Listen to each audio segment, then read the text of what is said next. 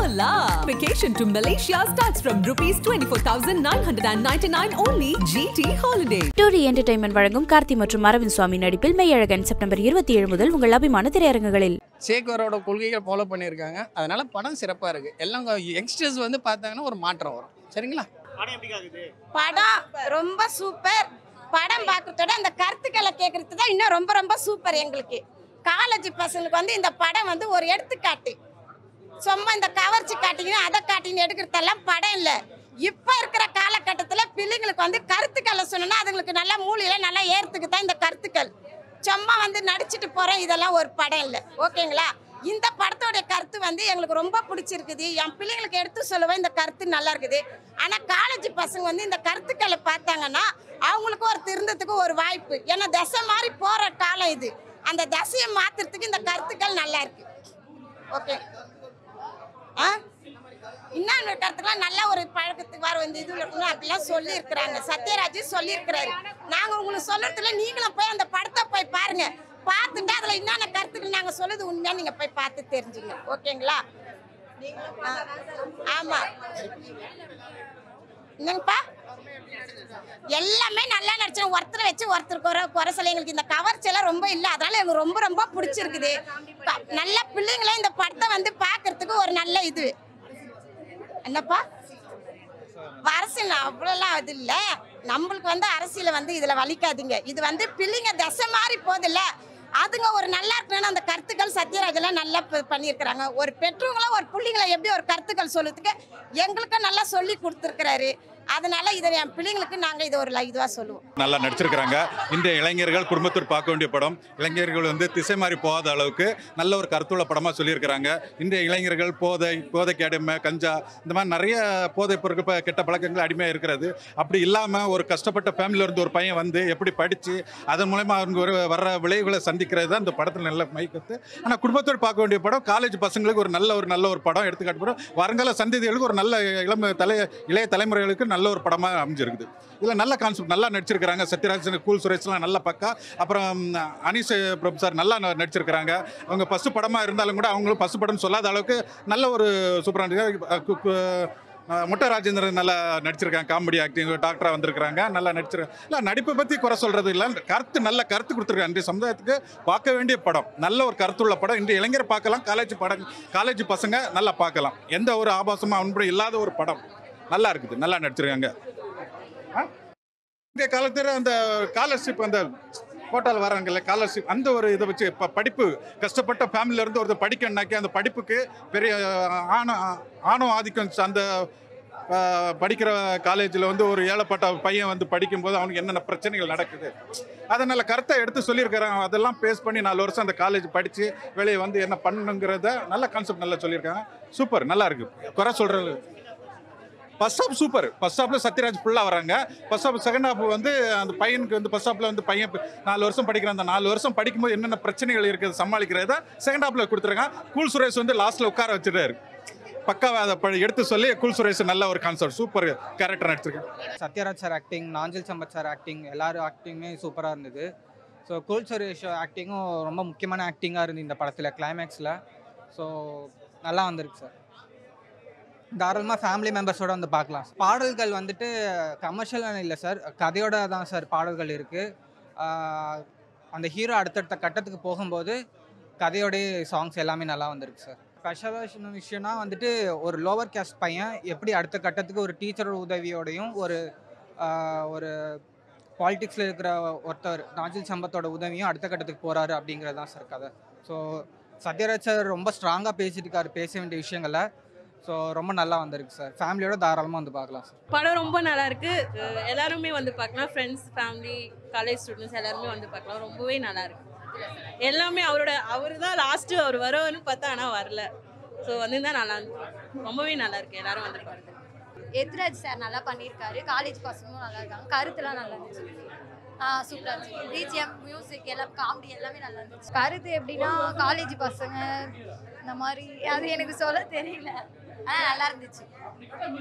நல்லா படிக்கணும், அந்த நல்லா சூப்பராக சொல்லிடுறாங்க. ஒரு வருஷமா கஷ்டப்பட்டுருக்காங்க. இதுக்கான தீர்வு என்ன அப்படி கேட்கும்போது அந்த பூநூலை நீங்கள் எடுங்க. எப்படி சார் எடுக்கிறது? 10 ரூபா பூநூலுக்கு 10 லட்ச ரூபா செலவு பண்ணிடுறாங்க சார். பாவம் ப்ரொடியூசர்ஸ். அந்த தயாரிப்பாளர் வந்து அந்த 10 ரூபா நூல் போட்டு எடுத்ததுனால 10 லட்ச ரூபா சிஜிக்கு செலவு பண்ணி அந்த பூநூலை ரிமூவ் பண்ணதுக்கப்புறம் சர்டிஃபிகேட் கொடுத்து படத்தை ரிலீஸ் கொடுத்துருக்காங்க. அதுவும் ஏ சர்டிஃபிகேட். எப்படி சார் படத்தில் கலெக்ஷன் எடுக்க முடியும்? எப்படி கலெக்ஷன் எடுப்பாங்க பாவம்? அப்போ எப்படி சார் நல்ல கலைஞர்கள் வளர முடியும்? எப்படி அடுத்த ப்ரொடியூசர்ஸ் எப்படி வருவாங்க சொல்லுங்க? அப்போ அந்த பூநூலை எடுத்த உடனே சரியாயிடுச்சா? அப்போ இதுக்கெல்லாம் ஒரு தீர்வு என்ன சார்?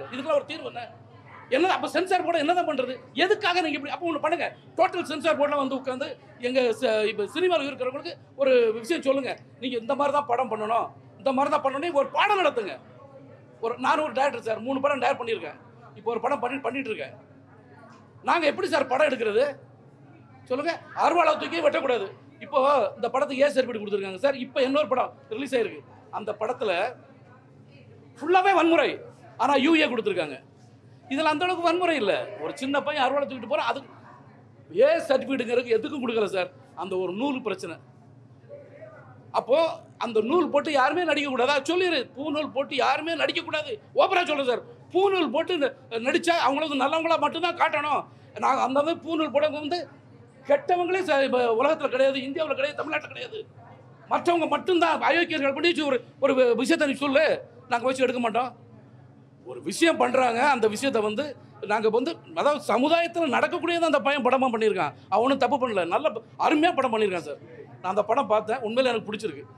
அவனுடைய திறமையை கரெக்டாக காட்டியிருக்கான். சத்யராஜ்லாம் அற்புதமாக நடிச்சிருக்காரு. அந்த விஷயத்தை வந்து 1 வருஷமாக பேன் பண்ணி வச்சு அப்போ நல்ல கருத்துக்கள் நல்ல விஷயத்த வந்து சொல்லியிருக்கான். ஒரு கல்வியை பற்றி அழகாக சொல்லியிருக்கான். அந்த விஷயத்தை எதுக்காக அவங்க பேன் பண்ணாங்கன்னு புரியல. 1 வருஷம் படிச்சு அந்த 1 வருஷம் அந்த ப்ரொடியூசர்ஸ்க்கு வட்டி என்ன சார்? எப்படி திரும்ப படம் பண்ணுறதுக்கு யோசிக்காரு. அப்போ இன்னொரு அசிஸ்டன்ட் டைரக்டர்ஸ்க்கோ இன்னொரு டைரக்டருக்கு எப்படி வாய்ப்பு கிடைக்கும்? அப்போ இந்த மாதிரி நீங்கள் ஒரு நல்ல கருத்துக்களை நீங்கள் சொல்ல விட்டீங்கன்னா அந்த ப்ரொடியூசர்ஸ் மீண்டும் படம் பண்ணுவார். இன்னும் நிறைய டைரக்டர்ஸ் வளருவாங்க. தயவுசெய்து சென்சார் போர்டுக்காரர்கிட்ட சொல்கிறேன், உங்களை வந்து தாழ்மையாக கேட்டுக்கிறேன். ஓப்பனாக சொல்ல போனால் உங்கள் காலில் கூட கொடுக்குறேன். சென்சார் போர்டு நல்ல கருத்துக்களை விட்டுருங்க. நான் ஏற்கனவே ஒரு ஸ்டேஜில் பேசினேன். வீட்டிலேருந்து சென்சார் மெம்பர் வந்து சென்சாருக்கு வரும்போது, படம் பார்க்க வரும்போது சந்தோஷமாக வந்தாங்கன்னா ஏதாவது தவறு இருந்தால் கூட கண்டுக்க மாட்டாங்க. வீட்டில் பொண்டாட்டியோ பிள்ளையோ இல்லை அப்பா அம்மா யார்ட்டையோ சண்டை போட்டு வந்தாங்க, சென்சார் போர்டில் உட்காந்தாங்கன்னா நல்லா இருக்க கருத்துக்களோட கட் பண்ணுறாங்க. இதை வந்து சென்சார் போர்டு மாற்றிக்கணும். இல்லையா நாங்கள் எப்படி படம் பண்ணணும் அப்படிங்கிறத நீங்கள் சொல்லுங்கள், நாங்கள் அந்த மாதிரி படம் எடுத்துறோம். அதான் சார் சொல்கிறேன். அதையும் தாண்டி படம் நல்லா வந்திருக்கு. டைரக்டருக்கு என்னுடைய வாழ்த்துக்கள். தங்கலான் சார், தங்கலான் இது தோழர் சேகுவாரா, சின்ன ப்ரொடியூசர்ஸ், புது டைரக்டர்ஸ். ஏன் நீங்கள் அங்கே பண்ண வேண்டியது தானே? நீ கேட்டீங்களா? நான் கேட்குறேன், அந்த படத்துக்கு ஏன் நீங்கள் பண்ணலை? ஏன் ஒரு சின்ன படம், ஒரு புது படம், புது டைரக்டர், புது ப்ரொடியூசர் நீங்கள் கை வைப்பீங்களா? ஏன் படத்தை வச்சாங்க சார்? என்னோட ஃபர்ஸ்ட் படத்துக்கு 1/2 மணி நேரம் படத்தை கட் பண்ணாங்க. என்னோட மின்சாரம் படத்துக்கு திருமாவளவன், விடுதலை சிறுத்தைகள் கட்சி தலைவர் திருமாவளவன் நடித்தார், முதலமைச்சராக நடிச்சிருந்தார். அந்த ஒரே ஒரு விஷயத்துக்காக என் படத்தில் 1/2 மணி நேரம் கட் பண்ணாங்க சார். என் வாழ்க்கையை நாசம் போச்சு சார். திருப்பி என்னால் அதை பண்ண முடியல. அதே மாதிரி நான் நீங்கள் சொன்னீங்களா தங்கலான், அதில் கை வைக்க வேண்டியது சார். ஏன் சார் வைக்கல? இதே சின்ன ப்ரொடியூசர்ஸ், புது டைரக்டர், அதனால இவங்க இஷ்டத்துக்கு வேட்டாங்க. இதுக்கெல்லாம் ஒரு தீர்வு கண்டிப்பாக வரும். நானும் நிறைய தலைவர்கள்ட்டெல்லாம் சொல்லியிருக்கேன், இதுக்கு ஒரு முடிவு பண்ணுங்க சார். அப்போ தான் எங்களுக்கு வந்து படம் பண்ண முடியும், நல்ல கருத்துக்களை மக்களுக்கு சொல்ல முடியும். அப்படி ஏன்னா ஒரு விஷயம் என்ன சார், எல்லா ஜாதியிலும் நல்லவங்க இருக்காங்க. நான் ஜாதி பற்றி சொல்லலை, தப்பாக நினச்சிடாதீங்க. எல்லா ஜாதியிலும் நல்லவங்க இருக்காங்க, எல்லா ஜாதியிலையும் கெட்டவங்க இருக்காங்க. ஸோ நம்ம அப்படி பார்க்கும்போது நம்ம கதை எழுதும்போதோ ஏதோ ஒரு விஷயத்தில் கதை எழுதும்போது அந்த மாதிரி ஒரு கேரக்டர் நம்ம பார்த்துருப்போம். அந்த ஜாதியில் ஒரு கேரக்டர் இருக்கான்னு பார்த்துருப்போம். அதாவது ஃபஸ்ட்டு சொன்னேன், எல்லா ஜாதியிலையும் கெட்டவங்களுக்கு இருக்காங்க, நல்லவங்க இருக்காங்க. ஸோ அந்த கேரக்டரை வச்சு நம்ம கதையை டெவலப் பண்ணுவோம். இதை வந்து சென்சார் போர்டில் பிடிச்சிங்கன்னா என்ன சார் அர்த்தம்? இப்போ நீங்கள் தெளிவாக கேட்டீங்க, ஏன் சார் தங்கலான் பண்ணலை? அது பட்ஜெட் வேறு, பெரிய டைரக்டர்ஸு, பேக்ரவுண்டு, பெரிய பேக்ரவுண்ட் இருக்குது. ஏதாவது சென்சார் போர்டில் கை வச்சா கூட அதை கேட்குறதுக்கு அவங்களுக்கு ஆள் இருக்குது. இந்த படத்தில் கேட்க ஆள் எல்லாம் 1 வருஷமாக உட்கார வச்சிட்டாங்க. இதான் விஷயம். பதில் பேச முடியாத அளவுக்கு மாட்டீங்க. அதுலேயும் பாலிடிக்ஸ் நிறைய இருக்குது சார். சார் ஓகே சார், ஒரு நிமிஷம். ஜாதி இல்லை, நான் ஃபஸ்ட்டு இப்போ தான் சொன்னேன். எல்லா ஜாதிலையும் நல்லவங்க இருக்காங்க, எல்லா ஜாதிலையும் கெட்டவங்க இருக்காங்க. ஒரு நிமிஷம் சார், ஒரு நிமிஷம். நீங்கள் கேட்குற கேள்வி நான் பதில் சொல்கிறேன். அதான் என்னுடைய வேலை. அதாவது எல்லா ஜாதிலையும் கெட்டவங்க இருக்காங்க, நல்லவங்க இருக்காங்க. நாங்கள் ஒரு விஷயத்தை அந்த பையன் பார்த்துருக்கேன், அந்த விஷயத்த சொன்னான் சார், இப்படி இருக்கா, நல்லா இருக்கு, ஓகே நம்பி பண்ணலாம், தப்பு கிடையாது. அது கரெக்டாக இருக்கா? அந்த கேரக்டரை பார்த்தோம் நாங்கள். உண்மையில் அந்த கேரக்டர் தப்பான ஒரு கேரக்டர். அந்த கேரக்டரால் வந்து சார் இப்போ அவர் இருக்கார் சார், அந்த கேரக்டரால் பல பேர் பாதிக்கப்பட்டிருக்காங்க. இவருடைய தனிப்பட்ட சுயநலத்துக்காக அந்த எத்தனை பேருக்கு பாதிக்கப்பட்டிருக்காங்க. அந்த கேரக்டர் சார் படம் எடுத்த என்ன சார்? அந்த ஒரு கேரக்டர் தான் சார், அந்த ஒரு கேரக்டர் தான். ஒட்டு மொத்தமாக நாங்கள் வந்து சார், ஒரு நிமிஷம், ஒட்டு மொத்தமாக இப்போ தான் சொன்னவங்ககிட்ட சார், ஜாதியில் வந்து ஜாதியை பற்றி நான் பேசலை. எல்லா ஜாதிலையும் கெட்டவங்க இருக்காங்க, எல்லா ஜாதி நல்லவங்க இருக்காங்க. நான் ஃபஸ்ட்டு சொன்னேன்.